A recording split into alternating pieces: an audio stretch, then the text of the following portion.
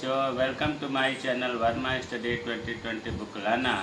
मैं UP board के class 12th के छात्र छात्राओं के लिए ज्योग्राफी हिंदी माध्यम से मैं फुल कोर्स कराऊंगा। यदि आप फुल कोर्स करना चाहते हैं तो मेरे चैनल को सब्सक्राइब कीजिए और बेल आइकन को प्रेस करना ना भूलें, ताकि जो भी वीडियो मैं अपलोड करूं उसका नोटिफिकेशन आपको सबसे पहले मिल सके। प्यारे बच्चों, मानव भूगोल का मूल सिद्धांत समाप्त हो चुका है। भारत लोग और अर्थव्यवस्था चल रहा है। इसमें तीसरा चैप्टर मानव विकास चल रहा है। इसमें 2 वीडियो मैं डाल दिया हूँ। आज तीसरा वीडियो है। आज हम लोग पढ़ेंगे, जैसा कि बताया गया है पिछले वीडियो में, कि HDI रिपोर्ट जो है मानव विकास सूचकांक रिपोर्ट, वो एक संस्था है UNDP, इंग्लिश में बोलते हैं यूनाइटेड नेशंस डेवलपमेंट प्रोग्राम। ये जो है आंकड़े इकट्ठा करके रिपोर्ट देती है। बहुत बढ़िया से कल के वीडियो में अर्थात 55 लेक्चर में बताया गया है। अगर नहीं पढ़े हैं तो आई बटन को क्लिक करके देख लें। अब उसके आगे हम देखते हैं कि UNDP द्वारा चुने गए सूचकों का प्रयोग करते हुए भारत के योजना आयोग ने भी भारत के लिए राज्य और केंद्र शासित प्रदेशों को विश्लेषण की इकाइयों के रूप में प्रयोग करके मानव विकास रिपोर्ट तैयार की है। इसी प्रकार राज्य सरकार ने भी जिलों को विश्लेषण की इकाइयाँ मानते हुए मानव विकास रिपोर्ट तैयार करना आरंभ कर दिया है। भारत की योजना आयोग ने रिपोर्ट में आर्थिक उपलब्धि, सामाजिक सशक्तिकरण, स्वस्थ जीवन आदि महत्वपूर्ण सूचकों की विवेचना की गई है। हमें पता है कुछ भी समझ में नहीं आया होगा, अभी इसको बहुत अच्छे से समझाएंगे ताकि आपको समझ में आ जाए। देखिए, इससे पहले मैंने बताया था आपको कि UNDP जो है संयुक्त राष्ट्र विकास कार्यक्रम UNDP, United Nation Development Programme, ये आपको बताया गया था कि UNDP जो है, देखिए देखते रहिएगा ना, बाद में फिर नहीं समझ में आएगा। किसी देश के, ये जो है आपको बताया गया था कि किसी भी देश का ये 3 बातों का अध्ययन करता है। कल के वीडियो में बताया गया था। क्या क्या बताया गया था? एक तो स्वास्थ्य के बारे में, और दूसरा शिक्षा के बारे में, और तीसरा संसाधनों तक पहुंच कितनी है, इसके बारे में ये नंबरिंग करता है। 1/3 नंबर, 1/3 और 1/3, 1 नंबर का 0 से 1 के बीच में ये UNDP किसी देश के इन 3 सूचकों पर, 3 आयाम पर, 3 क्षेत्रों पर आंकड़े इकट्ठा करके और इसके बाद ये जो है HDI रिपोर्ट देता है। ये बताया जा चुका है। इसी तर्ज पर जो भारत सरकार है, भारत सरकार की बात कर रहा हूँ क्योंकि आपको भारत के संदर्भ में पढ़ना है। भारत सरकार ये देश को नहीं बल्कि जो अपने यहाँ राज्य हैं, केंद्र शासित प्रदेश हैं, उनको केंद्र बिंदु का विश्लेषण मान करके भारत सरकार राज्यों के केंद्र बिंदु का विश्लेषण करती है और ये भी मानव विकास रिपोर्ट तैयार करती है। मानव विकास मतलब HDI रिपोर्ट, ये भी अपने देश लेवल पर मानव विकास रिपोर्ट तैयार करती है। और उसी तरह से राज्य सरकारें जो हैं, राज्य सरकार अपने अंदर जिले जितने हैं उनको केंद्र बिंदु मान करके ये मानव विकास रिपोर्ट तैयार करती हैं। अब हम ये बताना चाह रहे हैं कि जो भारत सरकार तैयार करती है राज्यों का केंद्र बिंदु मान करके इकाई विश्लेषण करने के लिए, तो इन तीनों बिंदुओं को स्वास्थ्य, शिक्षा, संसाधनों का पहुंच तो अध्ययन करेगी ही। इसके अलावा ये जो है अपने देश में आर्थिक उपलब्धियों को देखेगी कि आर्थिक उपलब्धियां कितनी हैं हमारे देश में, और इसके अलावा आर्थिक उपलब्धियों के अलावा सामाजिक सशक्तिकरण कि हमारे अंदर कितना सामाजिक सशक्तिकरण हुआ है कि नहीं हुआ है। इसके अलावा स्वस्थ जीवन का सूचक, स्वास्थ्य के बारे में कह लीजिए, स्वास्थ्य के बारे में देखेगी। इसके अलावा अन्य जो भी राज्य सरकारें चला रही हैं, अन्य राज्य सरकार द्वारा चलाई गई योजनाएं, चलाई गई योजनाएं, इन बिंदुओं को ध्यान में रख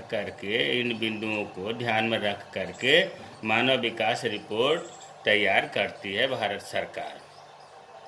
मानव विकास रिपोर्ट तो अब समझ में आ गया होगा कि यूएनडीपी किसी भी राष्ट्र के 3 आयामों पर 3 क्षेत्रों में एडीआई रिपोर्ट तैयार करती है। भारत सरकार अपने राज्यों का केंद्र बिंदु विश्लेषण मान करके इन तीनों पॉइंटों को ध्यान में रख करके और इसके अलावा आर्थिक उपलब्धियों का, सामाजिक सशक्तिकरण का, स्वस्थ जीवन का, या राज्य सरकारें जो अपने यहाँ योजनाएं चला रही हैं उनको ध्यान में रख करके मानव विकास रिपोर्ट तैयार करती हैं। इसी तरह से राज्य सरकारें भी करती हैं। तो अभी आपने जो पढ़ा है या ऊपर लिखा है कि भारत के योजना आयोग ने रिपोर्ट में आर्थिक उपलब्धियां, दूसरा है इसमें सामाजिक सशक्तिकरण, स्वस्थ जीवन, है ना, तो इनको अब हम अलग अलग पढ़ेंगे और ये बहुत महत्वपूर्ण है। तो पहला हम पढ़ेंगे इसमें आर्थिक उपलब्धियों के सूचक, मतलब भारत में आर्थिक उपलब्धियों के सूचक ज्ञात करने के लिए किन किन पॉइंटों पर भारत सरकार के योजना आयोग जो है ध्यान देती है। योजना आयोग, अब ये नीति आयोग हो गया है, योजना आयोग का नया नाम नीति आयोग हो गया है। तो इसके अंतर्गत देखिए छोटे प्रश्न इम्तिहान में पूछे जा सकते हैं 1 नंबर में कि आर्थिक उपलब्धियों के सूचक कौन कौन से हैं। तो 3-4 पॉइंट है। पहला है जीडीपी, दूसरा प्रति व्यक्ति आय, तीसरा गरीबी, चौथा रोजगार। और 3-4 नंबर में पूछेगा कि आर्थिक उपलब्धियों के सूचक के बारे में वर्णन करिए, तो फिर इन चारों पॉइंटों के बारे में हम वर्णन करेंगे। तो अब देखिए पहला जीडीपी, जिसको कहते हैं ग्रास डोमेस्टिक प्रोडक्ट, सकल घरेलू उत्पाद। पहले तो ये इसकी परिभाषा समझ लें, जीडीपी किसे कहते हैं। देखिए 1 वर्ष में, विशेष टाइम दिया गया, 1 वर्ष में किसी देश की सीमा के अंदर, भौगोलिक सीमा जो है उसके अंदर जितनी भी वस्तुओं और सेवाओं का उत्पादन होता है उसका बाजार मूल्य, मौद्रिक मूल्य को हम जीडीपी कहते हैं। 1 वर्ष का जो भौगोलिक सीमा है, उस देश की सीमा जो है उसके अंदर जितनी भी वस्तुओं और सेवाओं का उत्पादन होता है उसका मौद्रिक मूल्य, मतलब बाजार में क्या मूल्य है, जीडीपी कहते हैं। तो ये तो जीडीपी की परिभाषा हो गई। अब देखिए इसमें लिखा है कि किसी देश का जीडीपी उस देश की जीवन की गुणवत्ता को पूरी तरह प्रतिबिंबित नहीं करता। किताब की भाषा रटने से काम नहीं चलेगा। इसका मतलब ये हुआ कि किसी भी देश का जीडीपी जो है उस देश की जीवन स्तर का, विकास का पूरा मतलब लक्षण नहीं प्रकट कर सकता। कहने का मतलब यह है कि ऐसा नहीं है कि अगर किसी देश का जीडीपी बढ़ रहा है तो इसका मतलब कि वहाँ मानव विकास हो रहा है, नहीं, पूरा गारंटी नहीं है। क्यों नहीं है कि देखिए जीडीपी के अलावा कुछ अन्य कारक हैं, जैसे आवास, सार्वजनिक परिवहन, हवा की गुणवत्ता, पीने का पानी, ये सब जीवन स्तर के मानक को निर्धारित करते हैं। जीडीपी खूब बढ़ जाए और आवास न रहे या आने जाने का साधन न हो, हवा प्रदूषित हो, पीने का पानी उपलब्ध न हो और जीडीपी खूब बढ़िया बढ़े, तो क्या कहेंगे, मानव विकास हो रहा है? नहीं।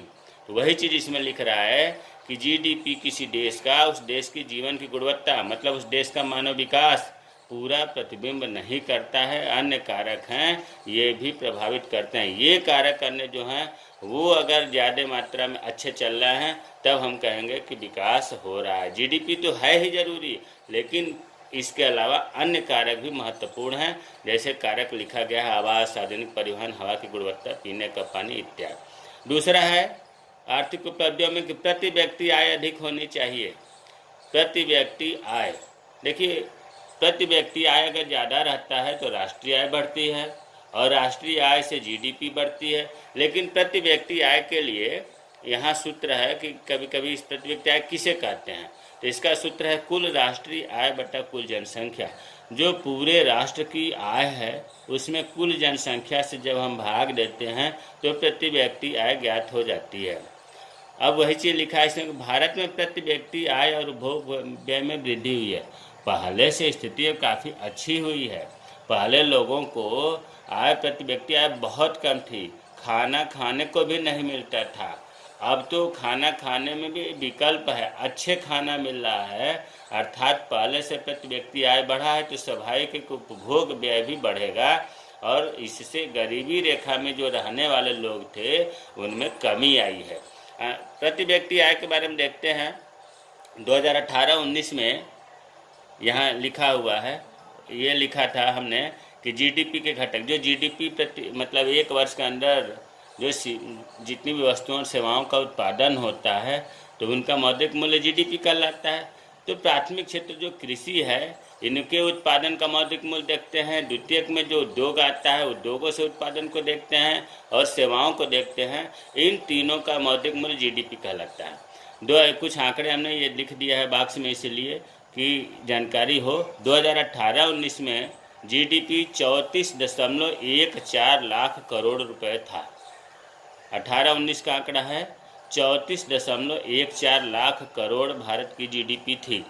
और 2019-20 में ये बढ़ करके 5% की वृद्धि हुई, 35.85 लाख करोड़ रुपए हुआ।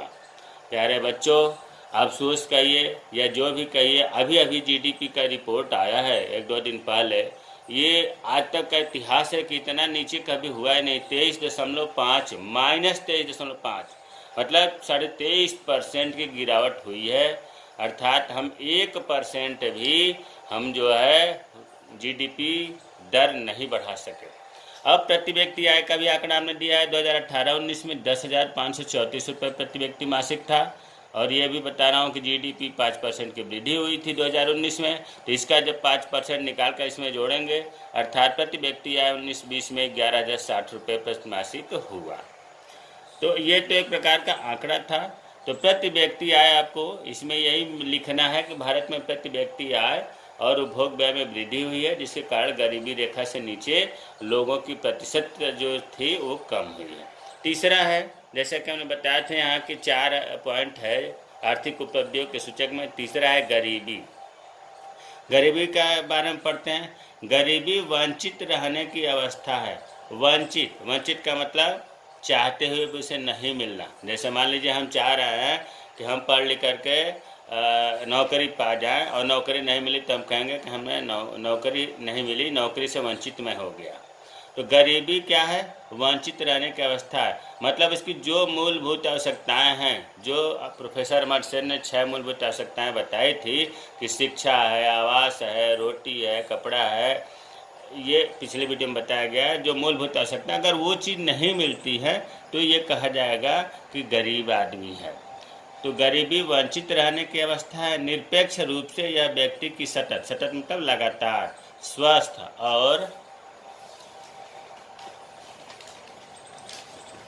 स्वस्थ और यथोचित उत्पादक जीवन जीने के लिए आवश्यक जरूरतों को संतुष्ट न कर पाने की असमर्थता को प्रतिबिंबित करती है।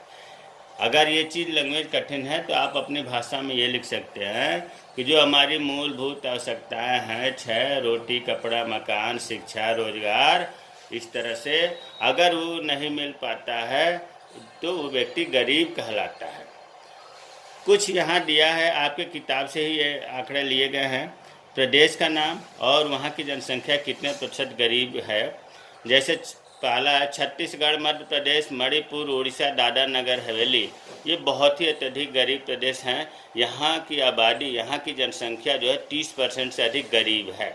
30%, ये आपको याद रखना होगा कि 30% से अधिक जनसंख्या गरीब जहाँ है वो प्रदेश कौन कौन से हैं। तो छत्तीसगढ़, एमपी, मणिपुर, उड़ीसा, दादरा नगर हवेली।